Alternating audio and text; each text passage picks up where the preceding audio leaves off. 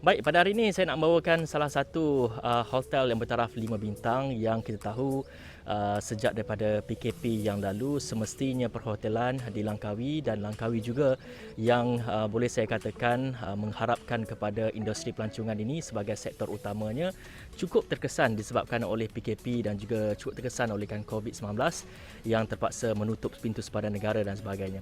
Dan kita ingin melihat bagaimana agaknya sebenarnya waktu PKP ini resort-resort bertaraf 5 bintang, bertaraf 3 bintang dan sebagainya begitu terkesan. Dan bersama dengan saya adalah Ahmad Fauzi, merupakan pengurus resort Casa Delma, dan bersama dengan kami di awal ini pagi. Mungkin Encik Fauzi dapat ceritakan saya sedikit mengenai bagaimana agaknya resort ini begitu terkesan, yang kita tahu resort ini menumpukan ataupun target marketnya more kepada mungkin kepada foreigner dan juga kepada domestik dan sebagainya. Bagaimana agaknya melihat kepada ia terkesan disebabkan oleh PKP yang lalu? Assalamualaikum dan selamat pagi semua. Okay, daripada apa yang kita lihat buat masa sekarang ni, menangkan Casa Delma, kita lebih menumpukan kepada pasaran luar ataupun lebih kepada foreign market jika dibandingkan dengan pasaran tempatan yang lebih kurang 10-15%. Jadi bila dengan adanya PKP ini dah tentu memberi kesan yang amat mendalam pada kita, kerana selama ni lebih kurang orang kata 80%, tiba-tiba 80% tu hilang. Jadi di masa yang sama kita nak gantikan balik, jadi kita terpaksa tumpukan sepenuh perhatian kepada pasaran tempatan. Yeah. Jadi apakah strategi yang dilakukan daripada sebelum ini jumlah peratusan yang besar kita menumpukan kepada pasaran luar negara ataupun mereka-mereka daripada luar negara, dan apakah strategi yang digunakan pada sekarang ini iaitu pintu sepadan masih lagi belum dibuka iaitu menumpukan kepada pasaran domestik pula? Bila kita terpaksa mengubah target market kita kepada pasaran tempatan, kita terpaksa memain kadar harga bilik memainkan peranan. Di mana kita telah memberikan tawaran amat menarik untuk pasaran tempatan, lebih kurang 20-30% kita bagi, yang mana dan kita juga membuat satu liputan meluas dari sudut advertisement dan juga promosi kita untuk pasaran tempatan lah, yang kebanyakan melalui online semua tu. Jadi kita dapati agak memerangsangkan respon daripada pasaran tempatan. Ya. Dari segi bagaimana agaknya situasi sekarang, dan kalau kita tengok pada PKP lalu boleh saya katakan mungkin tiada pengunjung-pengunjung datang ke sini, tapi sekarang ni bagaimana agaknya keadaan ataupun kita melihat kepada situasi dari segi kedatangan pelancong-pelancong ke Casa Delma ini? Kita bersyukur, alhamdulillah, walaupun tak sebanyak sebelum PKP, namun kita boleh melihat peningkatan. Kita boleh peningkatan daripada hari ke hari, tetapi sekarang dia punya modul bisnes lebih kepada hujung minggu lah. Kalau dibandingkan dulu Casa Delma sepanjang minggu, dan tidak tertumpu hanya pada hujung minggu, tetapi sekarang memandangkan kita lebih target kepada pasaran, kebanyakan pengunjung pasaran tempatan. Jadi ia lebih kepada cuti hujung minggu ataupun cuti umum, cuti panjang umum itu. Ya, yang kalau hari-hari kebiasaan agak berkurangan dibandingkan dengan hujung minggu. Okey, jadi mungkin penonton-penonton di luar semua ingin mengetahui dari segi apa keunikan Casa Delma ni, kita nak mempromosikannya dan difahamkan menggunakan tenaga kerjanya 100%-nya adalah rakyat Malaysia, betul tu? Ya. Dan bagaimana ia dapat membantu kepada komuniti tempatan, anak-anak muda untuk mencari peluang pekerjaan terutamanya di resort ini? Okey, kita lebih memberi penumpuan kepada anak tempatan, yang mana kalau kita employ anak tempatan, dan daripada situ kita memberi satu latihan di bidang perhotelan sewajarnya, dan kita dapat melihat sekarang dari segi servis dan dari segi keseluruhan telah menampakkan satu kemajuan, yang mana keseluruhan boleh kata 100%, 100% kaki tangan Casa Delma adalah anak-anak Malaysia. Ya, dan dari segi peratusan warga Langkawi melebihi 70%. Ya, yang mana seperti katakan tadi, kita lebih memberi penumpuan atau lebih memberi peluang kepada anak-anak tempatan Langkawi. Ya, untuk memajukan lagi bumi pelancongan Langkawi ini. Ya. Okey, kita tahu hotel ini ataupun resort ini merupakan resort butik yang menawarkan bilik kurang daripada 30. Lebih daripada 30. 34 bilik. 34 Keseluruhan bilik. kita ada 34 bilik yang merangkumi daripada 6 jenis bilik yang berbeza. Ya. Dan kalau kita tengok kepada keadaannya yang begitu selesa, begitu unik dan sebagainya, dari segi pantai yang kita tengok sangat bersih, apa agaknya tanggungjawab yang dijalankan resort ini dalam memastikan kebersihan pantai juga dijaga?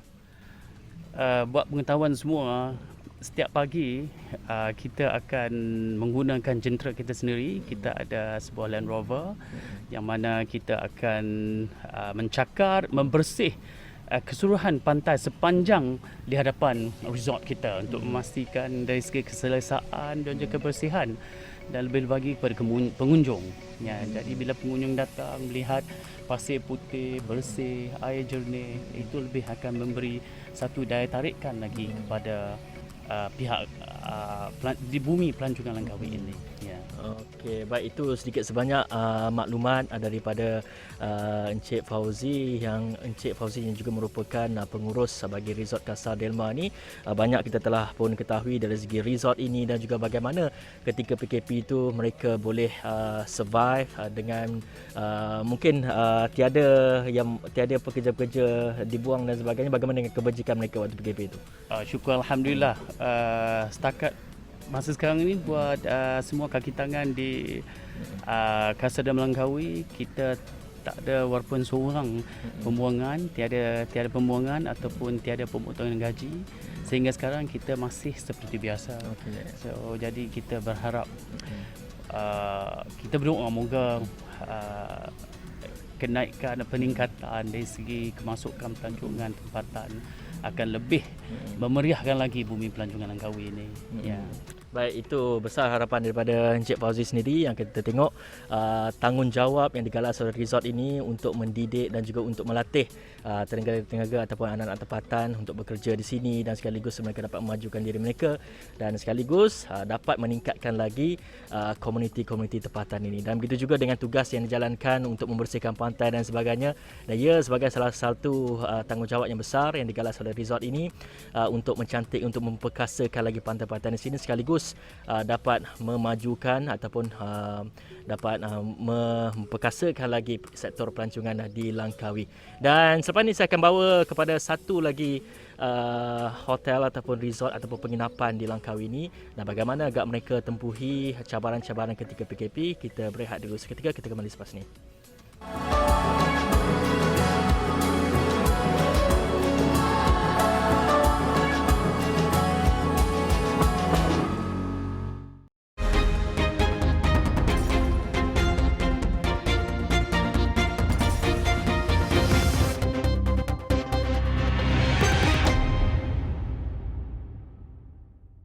Baik, kembali bersama saya Hafizi Rosli dalam Awani Pagi. Tadi kita telah pun menerjah sebuah hotel yang boleh dikatakan nak bertaraf 5 bintang, dan kali ini kita nak melihat bagaimana perusahaan hotel yang boleh dikategorikan sebagai 3 bintang ini, dan di mana kita tahu Langkawi ini bergantung harap kepada isu ataupun bergantung harap kepada sektor pelancongan. Jadi ketika PKP ini semestinya membawa satu seperti musibah, dapat saya katakan, apabila hotel-hotel di sini ataupun sektor pelancongan di sini lumpuh disebabkan oleh tidak boleh rentas negeri dan sebagainya, pintu sepadan ditutup, dan ia sekaligus melumpuhkan merencatkan aktiviti pelancongan di Pulau Langkawi ini. Dan sebagai salah satu contohnya adalah kita lihat kepada sektor-sektor perhotelan di sini yang menerima impak yang begitu besar sekali apabila ketiadaan pelancong dan sebagainya. Dan untuk bercakap mengenai bagaimana perusahaan hotel ketika PKP yang dulu dan bagaimana pasca daripada PKP yang lalu, iaitu sekarang kita tahu sudah tibanya untuk kita ataupun berada dalam fasa Perintah Kawalan Pergerakan Pemulihan. Sudah semestinya setiap perniagaan yang telah pun memulakan operasi dalam usaha untuk memulihkan kembali perniagaan mereka. Dan bersama saya adalah Encik Fazli Harun, merupakan pengusaha Art Studio Cenang, dan di mana kita tahu hotel ini juga turut terkesan disebabkan oleh COVID-19 dan juga disebabkan oleh PKP dan sebagainya. Kita nak recap semula bagaimana agaknya hotel ini dapat mengharungi detik-detik mencabar ketika PKP yang lalu. Okey, Assalamualaikum. Saya Fazli. Kalau dibandingkan sebelum PKP, kita punya improvement was very good. Very good. Even kita dah achieve sampai 95% occupancy untuk the last December dan juga January.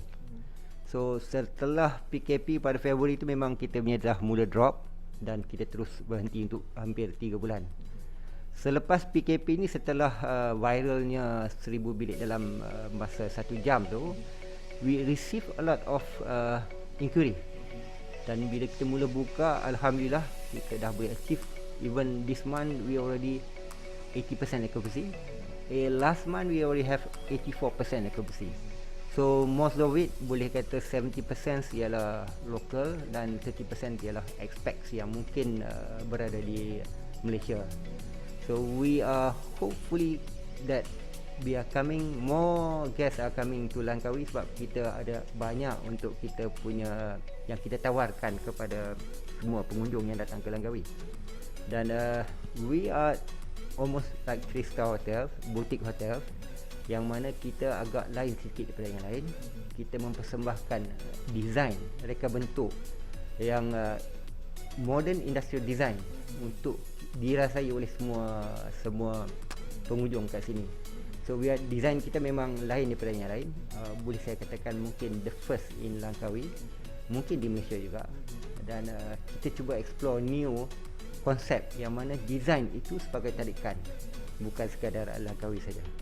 Dan kalau kita tengok kepada design-design ni, industrial design, yang selalu kalau anak-anak muda dekat luar sana semua mengatakan design-design sebegini adalah hipster, tapi sebenarnya dia adalah industrial design. Dan kebanyakan yang pengunjung yang datang ke sini adalah orang-orang muda juga, ataupun mungkin ada mereka yang expatriate. Seperti kita tadi, kita dah menejah ke sebuah hotel di Cenang juga, itu Casa Delma tu. Kebanyakan katanya adalah expatriate dan juga bagi mereka yang inginkan ketenangan dan sebagainya. Jadi apabila pengunjung datang ke sini, apa agaknya tawaran-tawaran menarik yang ditawarkan kepada mereka? Mungkin dari segi kemudahannya, boleh diceritakan sikit, dikongsikan kita semua. Kita fokus kepada experience. It means orang merasa design yang dia orang tengok dalam majalah sebelum ini dalam bentuk nyata di Langkawi. So mostly 70% kita punya ialah memang golongan muda ataupun golongan yang 30 something yang ada anak satu ataupun dua, yang dah tahu, yang terbuka kepada design-design reka bentuk yang dia orang nak rasai. Dan bila dia datang, kita punya advantage ialah bila dia siarkan dalam Instagram, dalam Facebook. So most of our guests is from there. Apa yang kita tawarkan kepada kawasan kita ni, satu ialah kita berada di center of Kota Cenang. Kita ada food truck di sebelah yang boleh ramai jadi pusat kunjungan.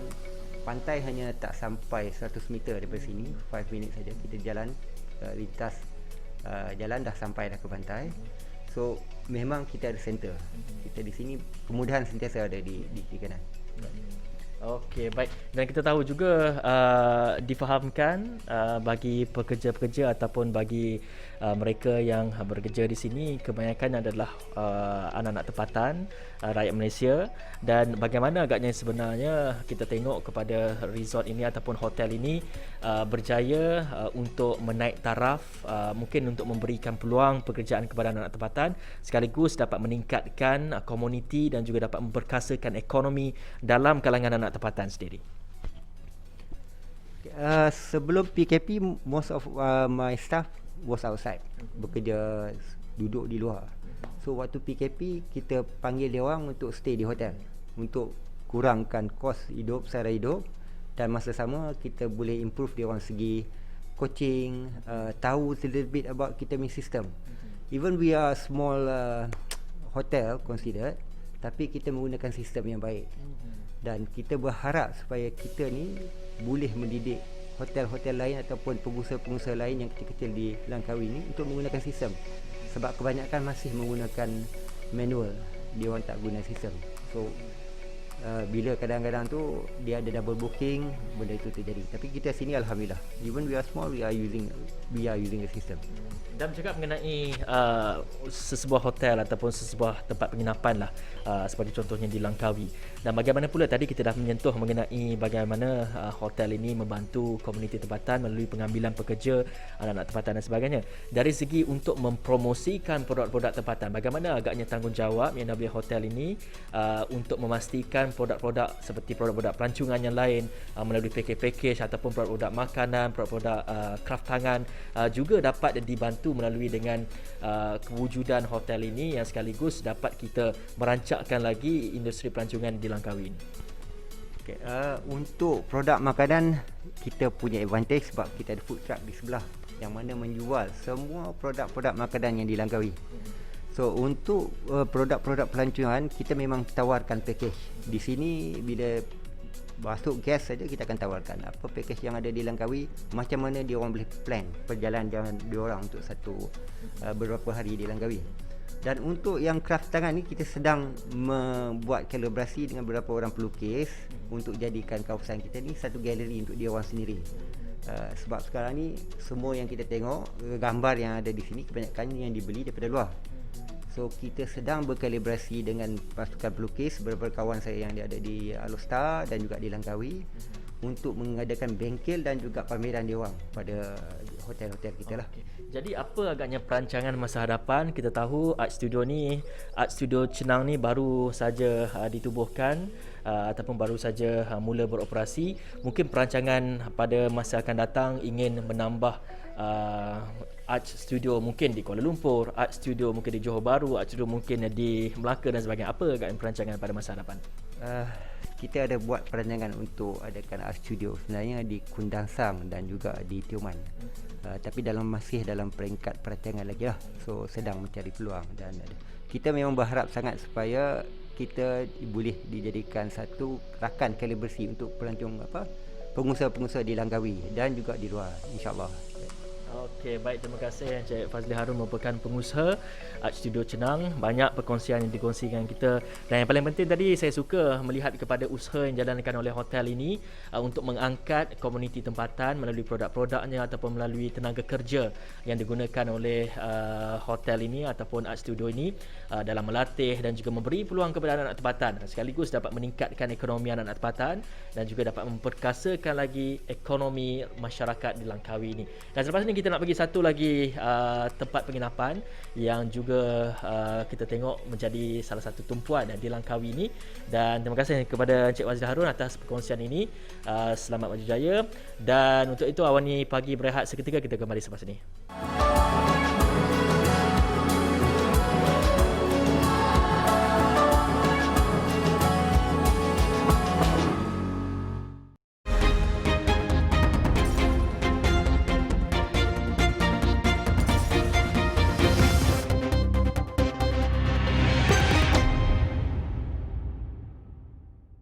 Baik, kembali bersama saya Hafiz Rosli dalam Awani Pagi, dan kali ini kita ingin meninjau salah sebuah villa ini yang di mana Manih Villa ini yang terletak di sekitar Cenang di Langkawi ini diusahakan oleh seorang anak tempatan. Namun konsep yang dibawakan oleh Manih Villa ini agak unik sekali. Kerana konsep yang dibawakan ini mempunyai setiap villa di sini, terdapat 9 villa di sini.